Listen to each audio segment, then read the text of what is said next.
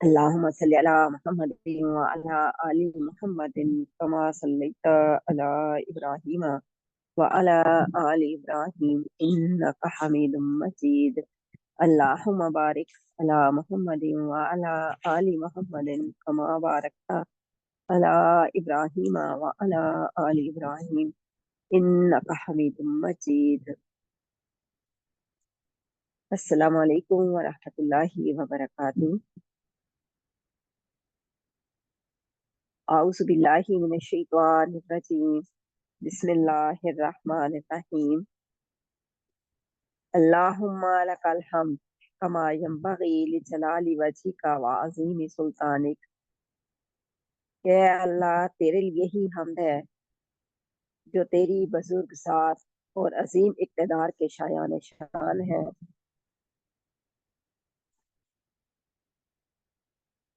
اللہ تعالیٰ کا شکر، کرم اور احسان ہے کہ اللہ تعالیٰ نے ہمیں چاہے چند لمحوں کے لیے بٹھایا ہے اپنی دین کی محفل میں. اس کو قبول فرمائے اور ہمیں تکبر اور ریاکاری سے بچائے، کیونکہ تکبر کرنے والے قیامت کے دن قبروں سے چیونٹیوں کی صورت میں اٹھائے جائیں گے. اللہم لا تجعلنا منہم. آج کی دعا سے شروع کرتے ہیں. امید ہے سب سسٹرز ایمان اور تقوی کی بہترین حالت میں ہوں گی. شروع کرتے ہیں جی. دعا ہے ہماری اللہم، یہ دعا ہم نے کر لی تھی. اللہم انی اعوذ بک من ضیق الدنیا و ضیق یوم القیامہ، یہ آپ نے یاد بھی کر لی تھی. آج ہم جو دعا کر رہے ہیں وہ بھی بہت پیاری دعا ہے. اللہم انی نجعلک فی نحورہم ونعوذ بک من شرورہم. اللہم انی، اللہم انا، ہم سب کی طرف سے یہ دعا ہوگی کہ اللہم انا، کہ اے اللہ ہم سب، نجعلک فی نحورہم، ہم سب تیری ذات کو دشمنوں کے نخروں پر یعنی ان کے مقابلے میں رکھتے ہیں. ونعوذ بک من شرورہم، اور ان کے شر سے تیری پناہ طلب کرتے ہیں. تو یہ بہت پیاری دعا ہے کہ یہ صبح شام جب انسان پڑھتا ہے تو اللہ تعالیٰ مخالفین کو کوئی مخالفت کرنے کی توفیق نہیں دیتے. اگر صبح پڑھی ہے تو شام تک کوئی آپ کے خلاف بات نہیں کر پائے گا، اور اگر شام کو پڑھ لی ہے تو اس کے بعد بھی انشاءاللہ صبح تک کوئی ایسا آپ کا مخالف جو آپ کو نقصان نہیں پہنچا پائے گا. تو اللہ تعالیٰ کی ذات کا ہم واسطہ دیتے ہیں اس دعا میں کہ اللہ تو ہمارے لیے پورا ہو جا تاکہ ہمیں دشمنوں کے شر سے بچائے. الحمدللہ جی. اس سے پہلے ہم سورۃ بقرہ کی آیت نمبر 61 تک پڑھ چکی ہیں. اب تک جو ہے ہمارے 7 رکوع ہو چکے ہیں. آج ہم پڑھیں گے سورۃ بقرہ کا رکوع نمبر 8 سٹارٹ کریں گے. اور یہ رکوع ویسے تو آیت نمبر 62 سے شروع ہوتا ہے اور آیت نمبر 71 تک. تو دیکھیں گے جی کتنی آیات اللہ تعالیٰ ہم سے کروا لیتے ہیں. آیت نمبر 62 سے آیت نمبر 67 تک دیکھتی ہیں. اس سے پہلے ہم کیا پڑھ چکے ہیں؟ جو آیات تھی پچھلے ہفتے میں ہم نے پڑھا تھا کہ کس طرح اللہ تعالیٰ نے بنی اسرائیل پر انعام و اکرام کی بارش کی. آیت نمبر 57 سے لے کے 61 تک ہمارا پچھلا ہفتہ تھا،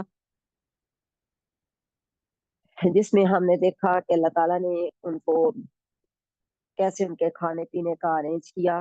اس جگہ پہ جہاں پہ کوئی زندگی کے آثار بھی مشکل تھے، جہاں رہنا مشکل تھا، اللہ تعالیٰ نے ان کے لیے سایہ بنا دیا آسمان کا. پھر ان کے کھانے پینے کے لیے منہ و سلوہ اتارا. پھر بنی اسرائیل کی جو ایک اور فرمائش تھی، کیا انہوں نے کہا تھا کہ ہم یہ کھانا جو ہے وہ روزانہ نہیں کھا سکتے. تو حضرت موسیٰ علیہ السلام سے کہا کہ ہمارے لیے دعا کیجیے کہ ہمیں مزید کچھ کھانے پینے کی چیزیں دیں. تو پھر اللہ تعالیٰ نے آیت نمبر 58 میں ان سے کہا کہ اس जो है वो शहर में दाखिल हो जाओ। कि क्योंकि जब कौमें अल्लाह ताला का इनाम पा लेती हैं और फिर शुक्रगुजारी नहीं करती, तो शुक्रगुजारी की जगह वो बगावत इख्तियार कर लेती हैं, तो फिर क्या होता है कि वो उनका इबरतनाक अंजाम भी हो जाता है कि जब लोग सरकशी पर उतर आते हैं। फिर आयत नंबर 59 में हमने देखा था कि कैसे उन्होंने अल्लाह ताला के कलाम में तब्दीली की, कि अल्लाह ताला ने उनको समझाया था कि जब तुम इस शहर में दाखिल होना तो सजदा करते हुए हित्ततुन कहते हुए दाखिल होना, जिसका मतलब है कि अल्लाह बख्श दे हमारी खताओं को। उन्होंने इस लफ्ज को बिगाड़ दिया और इसकी जगह पर अपनी मर्जी से अल्फाज बोले, तो और अल्लाह ताला की नाराजगी को जो है वो अपने लिए लाजमी करार दिया। तो इससे हम इन तमाम आयात से हम कि अल्लाह ताला के इनाम इकराम के लिए शुक्रगुजार होना चाहिए। अकड़ और गरूर से कौमें हलाक हो जाया करती हैं। आज हम कर रहे हैं जी अल्लाह ताला की रहमत से आयत नंबर 62 शुरू करेंगे। तो आयत नंबर 62 में क्या फरमाया जा रहा है कि इन लजीना आमनु वल्लजीना हादू वन्नसारा वस्साबिईना मन आमना बिल्लाहि वल यौमिल आखिरि व आमिला सालिहा फलहुम अज्रुहुम इंद रब्बिहिम वला खौफुन अलैहिम वला हुम यहज़नून। इन लजीना बेशक वो लोग आमनु जो ईमान लाए, वल्लजीना और वो लोग हादू जो यहूदी हुए, वो नसारा और नसारा है, वस्साबीन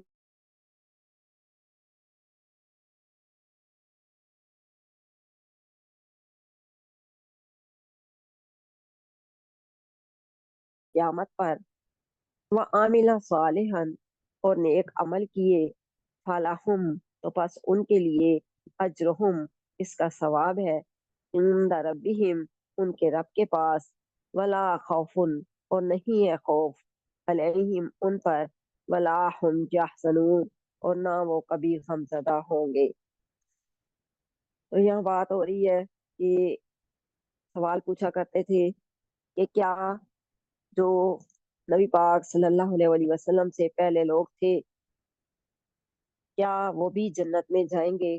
तो अल्लाह ताला इस आयत में इसी बात का जवाब दे रही हैं कि अगर वो अपने दीन पर पक्के रहे, अपने दीन में अपनी मर्जी से तब्दीलियां नहीं की, नबी पाक सल्लल्लाहु अलैहि वसल्लम से पहले तक जो लोग थे, अगर वो ईमान पर कायम रहे, तो उनको भी अल्लाह ताला जो है वो जन्नत में भेजेंगे।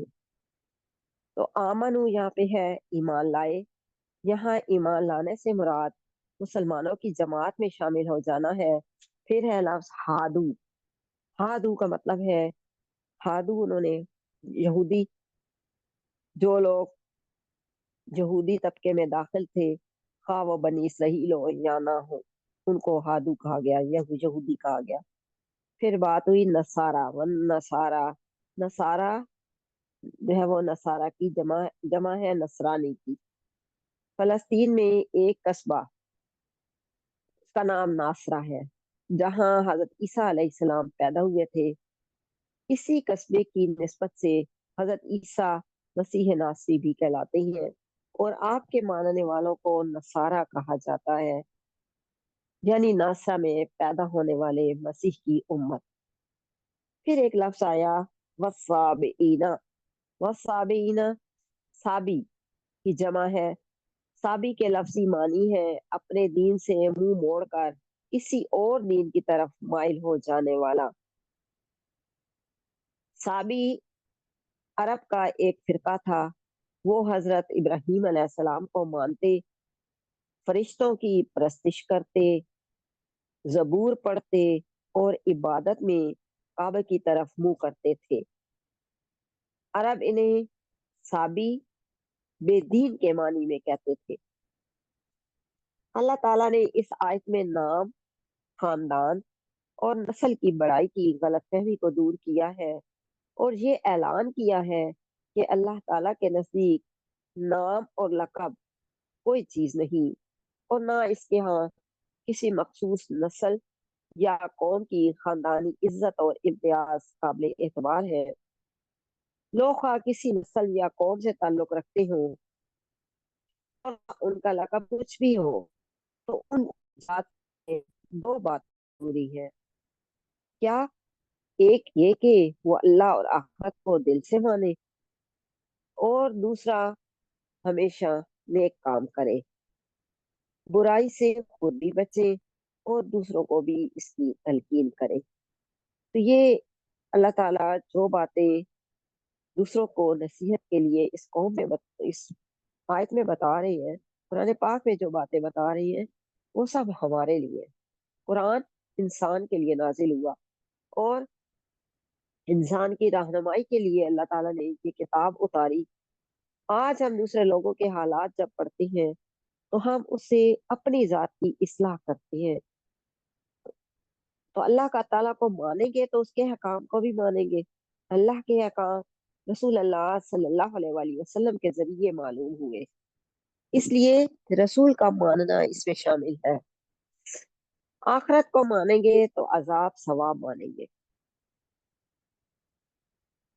مختصر یہ کہ نجات اور جزائے خیر کے لیے اللہ کا ماننا اور اس کے احکام کی اطاعت کرنا ضروری ہے، اور احکام خداوندی پر ایمان حضرت محمد مصطفیٰ صلی اللہ علیہ وآلہ وسلم کی رسالت کے اقرار کے بغیر ممکن نہیں۔ پھر ہم دیکھتے ہیں جی آیت نمبر 63،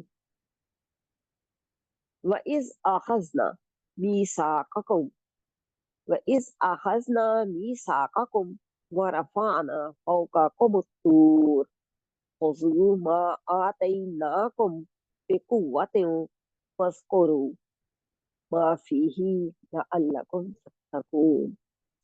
وَإِذْ أَخَذْنَا، اور جب ہم نے لیا، کیا لیا؟ میثاقکم، تم سے اقرار، وعدہ، ورفعنا، اور ہم نے بلند کیا، فوقکم الطور، تمہارے اوپر طور کو۔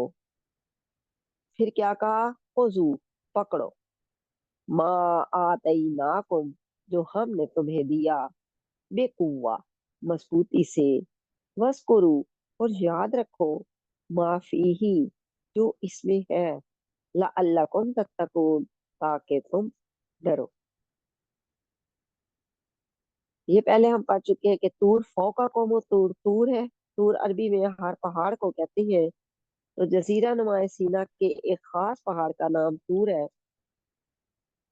اور اس پہاڑ کو ہم جبل سینا بھی کہتے ہیں۔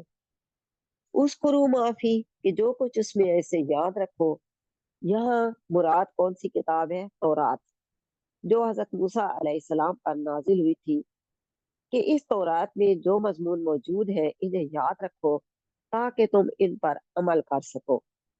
اللہ تعالیٰ کے احکام یاد رکھنے سے یہی غرض ہوتی ہے کہ ان پر عمل کیا جائے، کہ جب ہمیں جو باتیں یاد رہیں گی تو ہم اس پر عمل کریں گے۔ پھر تتقون، کہ تم ڈرو، یہ لفظ تقوی سے ہے۔ اس کی تشریح ہم پہلے بھی پڑھ چکے ہیں کہ تقوی کیا ہے۔ تقوی خدا خوفی اور احتیاط سے زندگی بسر کرنے کا نام ہے۔ عام طور پر جسے ہم کیا کہتے ہیں؟ پرہیزگار، نیکوکار۔ تو انسان کو تقوی کی پہچان کب ہوتی ہے؟ کہ جب کوئی بھی انسان سے برائی سرزد ہو جاتی ہے۔ ظاہر ہے انسان سے غلطیاں ہوتی ہیں، ہم تو ہیں ہی خطا کار، لیکن کیا ہوتا ہے کہ جب کوئی غلطی ہو جاتی ہے تو انسان کو وہ غلطی چبھنے لگ جاتی ہے، خود ہی احساس ہو جاتا ہے، اندر کا ضمیر جو ہے وہ انسان کو کچوکے مارتا ہے کہ یہاں تو غلط کام کر رہا ہے۔ تو یہ ہوتا ہے تقوی۔ تو یہ ایک نشانی ہے تقوی کے آ جانے کی، کہ جب انسان کو اپنے گناہ نظر آنے لگ جائے تو سمجھ لے کہ انسان جو ہے وہ تقوی اس میں آ چکا ہے۔ फिर इस्लाम ने इसे इंसान की सबसे बड़ी खूबी और कमाल बयान किया है। बनी इसराइल हजरत मूसा अलैहिस्सलाम से बार बार इसरार करते थे कि हमारे लिए अहकाम की कोई ऐसी किताब ला दीजिए ताकि हम इस पर अमल करें। तो ये लोग वादा करते थे कि दीन की पूरी पूरी पैरवी करेंगे। लेकिन क्या हुआ कि जब अल्लाह ताला ने इन पर तौरात भेजी तो क्या किए इन्होंने, इसकी मुखालफत पर आमादा हो गए। क्यों हो गए? क्योंकि इसके अंदर जो अहकामात थे उन पर अमल करना उनको मुश्किल लग रहा था और कहने लगे कि तौरात के हुक्म तो बड़े भारी और मुश्किल है, हमसे तो इन पर अमल नहीं हो सकता। नाउजुबिल्ला, जैसे आज हम अपनी किताब पढ़ते हैं कुरान पाक, तो हमें कुछ काम तो बहुत आसान लगते हैं, हम आसानी से कर लेते हैं। जैसे एक आध नमाज हम बड़े शौक से पढ़ते हैं। जब हमें पाबंदी करनी पड़ती है कि 5 नमाजें वक्त पर अदा करनी है, कुरान पाक की तिलावत करनी है, और अगर इस बात पे एतराज कर देंगे कि ये तो बड़े मुश्किल है, तो क्या हुआ? इसका मतलब है कि हम इस्लाम से पलट गए। तो इसी तरह तौरात उन्होंने उनकी फरमाइश पे अल्लाह ताला ने भेजी, क्योंकि वो खुद किताब की डिमांड किया करते थे कि जब किताब आएगी हम उसमें अहकामात पढ़ेंगे, हमारी जिंदगियां बदल जाएगी। तो अल्लाह ताला ने उनके लिए तौरात भेज दी। अब क्या था कि अब इन्हें ये हुक्म मानने जो थे वो बड़े मुश्किल और भारी महसूस होते थे। तो अल्लाह ताला ने इन्हें इस नाफरमानी और बगावत से रोकने के लिए कोहे तूर को हुक्म किया, जो इन सब के सरों पर बुलंद हो गया। ये देखकर बनी इसराइल डर के मारे कांपने लगे और इनमें मुखालफत की जुर्रत बाकी न रही। अब तौरात के हुक्मों को मजबूरन कबूल किया, यानी अल्लाह ताला के डर से कि अगर हमने हुक्म कबूल ना किया तो ये जो पहाड़ है ये हमारे ऊपर आकर गिरेगा और हम इसमें दब जाएंगे। बनी इसराइल ने से इस मकाम पर ये इकरार लिया गया कि वो तौरात के मानने में जुओ चरा और हीलो हुज्जत से काम नहीं लेंगे। इन्हें कहा गया कि इस आसमानी किताब के अहकाम और मजामीन को जिंदगी बसर करने का कानून बनाओ, इन पर पाबंदी से अमल करो ताकि तुम में तकवा यानी अल्लाह ताला का डर और खौफ पैदा हो। फिर है जी आयत नंबर 64। सुम्मा तवल्लैतुम मिन बादी जालिक फलौला फज़लुल्लाहि अलैकुम व रहमतुहु लकुंतुम मिनल खासिरीन। अब क्या था, जब इन्होंने हुक्म मानना शुरू कर दिया और रात कि हमारे ऊपर पहाड़ आ पड़ेगा, फिर क्या हुआ? हमेशा की तरह इस कौम की आदत थी कि बात मान लेते थे। जब अल्लाह ताला की तरफ से कोई अजाब आता था तो ताबेदारियां शुरू कर देते। लेकिन जैसे ही समझते कि ये अजाब जो है वो दूर होने लगा है, तो फिर वो उसी तरह जो है वो काम शुरू कर देते। सुम्मा तवल्लई तो मिन बाद, इसके बाद वो फिर गए, रुगरदानी करने लग गए। जालिका फलौला फजलुल्लाहि, कि अगर तुम पर ना फजल होता अल्लाह का, व रहमतहू और उसकी मेहरबानी ना होती, लकून तो मिनल खासिरीन, तो तुम जरूर तबाह हो जाते। तो खासिरीन तबाह होने वाले, उसर इसका मादा है और खसारा भी इसी लफ्ज से बना है। इसके मानी है घाटा और नुकसान के है। खासिरीन का मानी है घाटा और नुकसान उठाने वाले, यानी वो लोग जिनकी दुनिया भी खराब हो गई और आखिरत भी। तो बनी इसराइल की तारीख हमें ये बताती है कि अल्लाह ताला ने इन पर बड़े एहसानात और इनामात किए, लेकिन लेकिन वो हमेशा शुक्रगुजारी की बजाय नाशुक्री और फर्माबरदारी की जगह नाफरमानी ही करते रहे। अल्लाह ताला ने इन्हें फिरौन की गुलामी से निजात दी और जजीरा नुमा सीना के जंगलों में इन्हें रहने को कहा, ताकि वहां देहाती اور صحرائی زندگی بسر کرنے سے ان کے اندر ایک آزاد اور مجاہد قوم کی خوبی، یعنی ایسی قوم کی اس کے اندر جذبات آ جائیں، خوبیاں آ جائیں کہ ان کے غلامی کے اثرات ختم ہو جائیں۔ لیکن کیا ہوا، انہوں نے یہ پسند ہی نہ کیا۔ وہ شہری زندگی کے طلبگار ہوئے تاکہ شہر میں طرح طرح کے میوے کھائیں، کاہلی اور سستی کی زندگی بسر کریں۔ تو اللہ تعالیٰ نے ان کی یہ خواہش بھی پوری کر دی۔ تو حضرت موسیٰ علیہ السلام سے اصرار کرتے تھے کہ وہ انہیں ہدایت نامہ لا کر دے تاکہ وہ اس کی پیروی کر سکے۔ اللہ تعالیٰ نے انہیں تورات عنایت کی اور وعدہ لیا کہ وہ ہمیشہ اس کی پیروی کریں گے اور سرکشی پر کبھی آمادہ نہ ہوں گے۔ تورات مل جانے کے بعد انہوں نے اپنا عہد توڑ دیا اور پھر سرکشی کرنے لگے۔ اللہ تعالیٰ نے ان کی یہ خطا اور شرارت بھی معاف فرما دی۔ اگر اس کا فضل اور اس کی رحمت شامل نہ ہوتی تو بنی اسرائیل عذاب آخرت کے مستحق ہونے کے علاوہ اسی وقت دنیا میں تباہ اور رسوا ہو جاتے۔ تو اللہ تعالیٰ نے اپنی رحمت سے حضرت سموئیل، حضرت داؤد، حضرت سلیمان علیہ السلام اور دوسرے انبیاء بھیج کر بنی اسرائیل کو نصیحت کی اور ہدایت کی راہ بتائی۔ ان انبیاء نے انہیں راہ راست پر لانے کی ہر ممکن کوشش کی۔ یہ خدا کا فضل تھا، ورنہ یہودی تو اپنی تباہی کا سبب کر چکے تھے۔ تو انسان کے بچاؤ اور زندگی کا سب سے بڑا سہارا اللہ تعالیٰ کی رحمت اور مہربانی ہے۔ اگر وہ اپنا فضل و کرم نہ فرمائے اور چشم پوشی نہ کرے تو انسان کا کوئی ٹھکانہ نہیں۔ پھر کیا ہوا، آیت نمبر 65 میں دیکھتے ہیں، وَلَقَدْ اور البتہ تحقیق، علم تم جانتے، الذین جنہوں نے، یعنی ان لوگوں کو جانتے جنہوں نے اعتدوا زیادتی کی، تم میں سے، فی السبت ہفتے کے دن میں، فقلنا لہم تو ہم نے ان سے کہا، کونو ہو جاؤ قرادۃ خاسئین بندر خاص۔ وَلَقَدْ عَلِمْتُمُ الَّذِينَ اعْتَدَوْا مِنْكُمْ فِي السَّبْتِ فَقُلْنَا لَهُمْ كُونُوا قِرَدَةً خَاسِئِينَ، کہ جب ان لوگوں کو تم جان چکے ہو جنہوں نے تم سے ہفتے کے دن میں زیادتی کی تھی، تو ہم نے ان سے کہا کہ ذلیل بندر بن جاؤ۔ من کو تم میں سے، یعنی یہودیوں کے بڑے جو تھے ان سے، ان کے آباء و اجداد سب کہتے ہیں ہفتے کا دن، تو سب کے لفظی معنی ہے ہفتہ۔ جس طرح عیسائیوں کے ہاں اتوار اور مسلمانوں کے ہاں جمعے کا دن مقدس سمجھا جاتا ہے، اسی طرح یہودیوں کے ہاں ہفتے کا دن مقدس شمار ہوتا تھا۔ یہ دن ان کے ہاں صرف اللہ تعالیٰ کی عبادت کے لیے مخصوص تھا،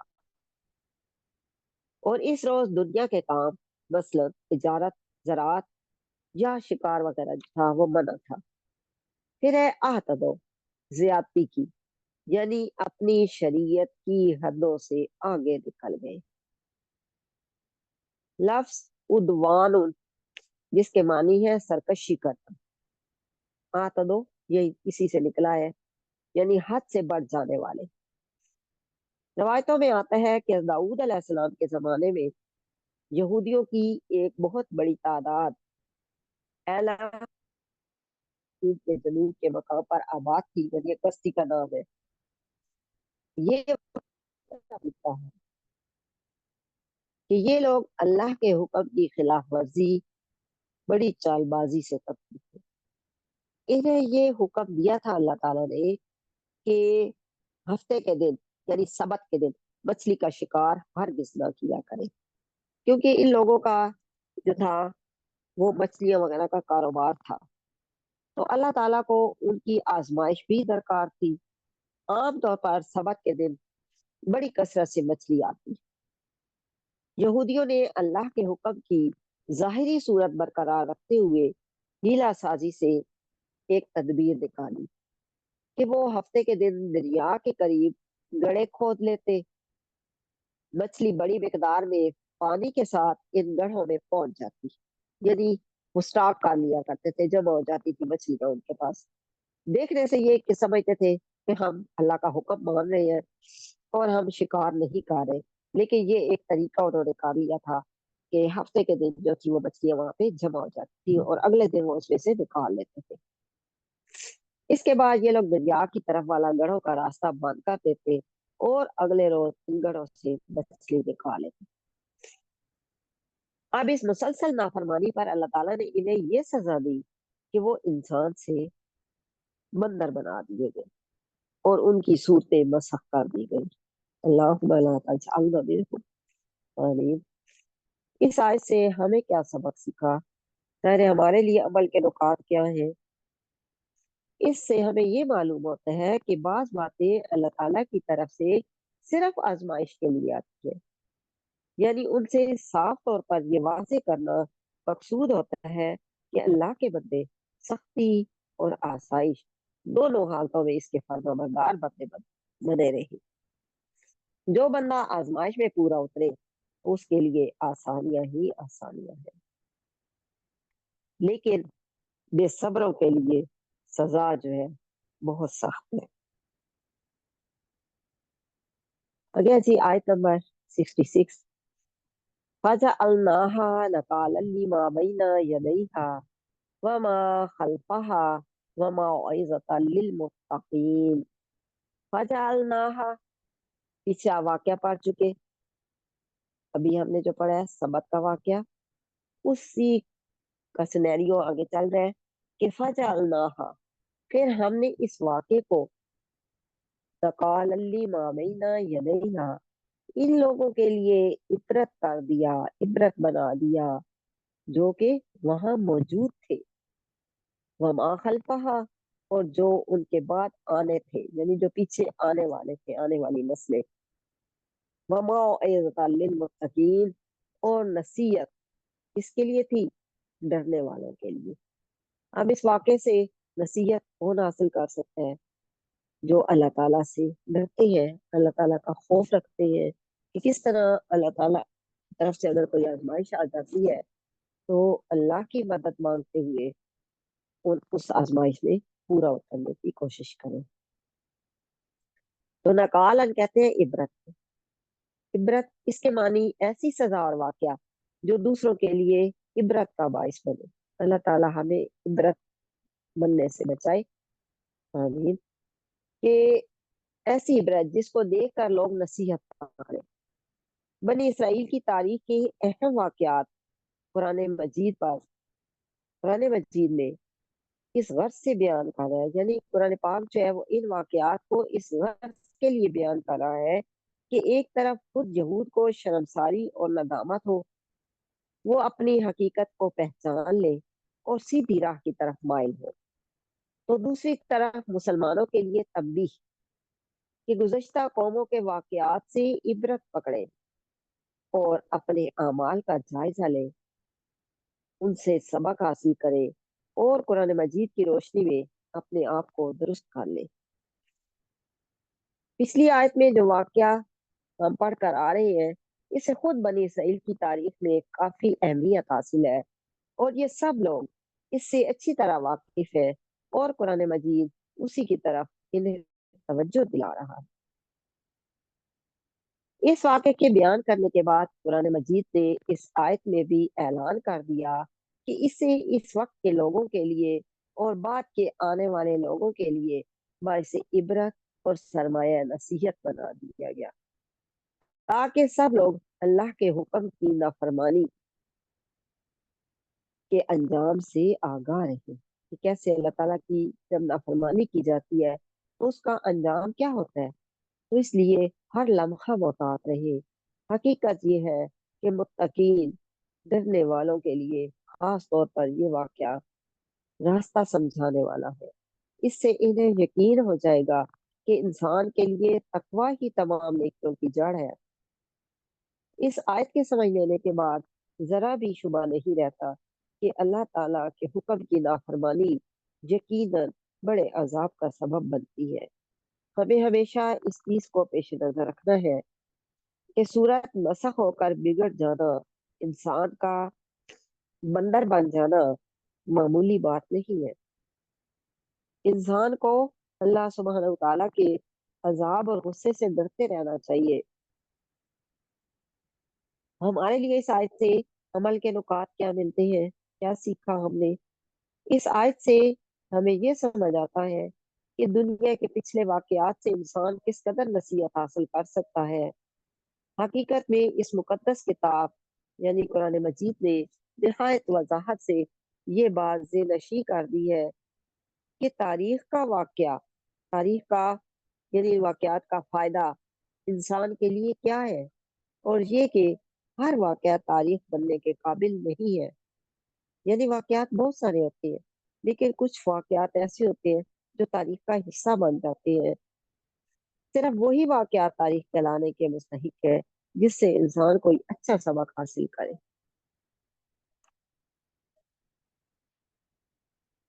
चले जी, यहाँ तक हम मुकम्मल कर लेते हैं, क्योंकि आगे जो है वो नया शुरू हो रहा है।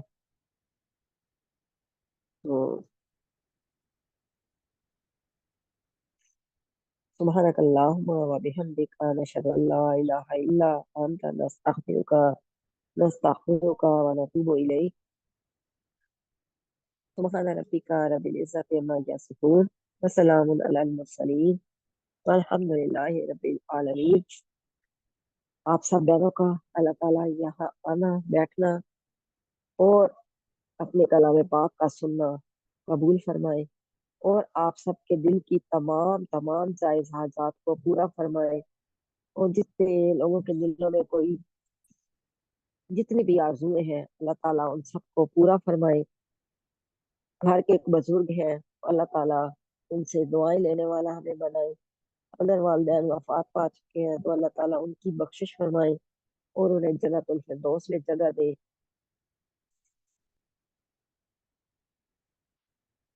अस्सलाम वालेकुम व रहमतुल्लाहि व बरकातहू।